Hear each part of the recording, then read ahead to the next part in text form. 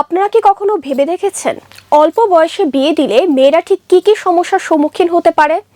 অল্প বয়সে বিয়ে দিলে মেয়েরা বিভিন্ন জটিল সমস্যার মধ্যে পড়ে যায়, যার মধ্যে অন্যতম হলো অল্প বয়সে বা অপরিণত বয়সে গর্ভধারণ করা, যার ফলে ঘটে নানা রকম স্বাস্থ্য ঝুঁকি। এছাড়াও রয়েছে আরো নানা ধরনের সমস্যা। তো চলুন আজ জানি সে বিষয়ে। অপরিণত বয়সে গর্ভধারণের ফলে গর্ভাবস্থায় রক্তক্ষরণ, শরীরে পানি আসা, খুব বেশি ব্যথা, চোখে ঝাপসা দেখা, এমনকি গর্ভপাত পর্যন্ত ঘটে থাকে। তাছাড়া মা ও সন্তানের স্বাস্থ্য ঝুঁকিও বেশি থাকে।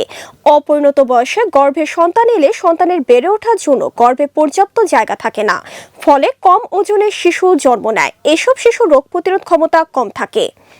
বড় হওয়ার পর এসব শিশুর শারীরিক ও মানসিক স্বাস্থ্য একেবারেই ঠিক থাকে না, তারা পরিপূর্ণ ও স্বাভাবিক জীবনযাপন করতে পারে না। পারিবারিক সমস্যা। অপরিণত বয়সে গর্ভধারণের ফলে মেয়েরা সুস্থভাবে অন্যান্য কার্যক্রম করতে পারে না। অসুস্থ হয়ে পড়ার কারণে তার পরিবারে অশান্তি দেখা দেয়। এই যেমন ধরুন, ইন্দোনেশিয়াতে বাল্যবিবাহের হার সবচেয়ে বেশি, যার কারণে দাম্পত্য জীবনে কলহ ও বিবাহ বিচ্ছেদের সংখ্যাও কিন্তু দিন দিন বেড়ে চলেছে। শিক্ষাগত সমস্যা। শিক্ষাগত সমস্যার মধ্যে অন্যতম হলো মেয়েরা যখন অল্প বয়সে গর্ভধারণ করে তখন তারা বিদ্যালয় বা কলেজে যেতে লজ্জা পায়।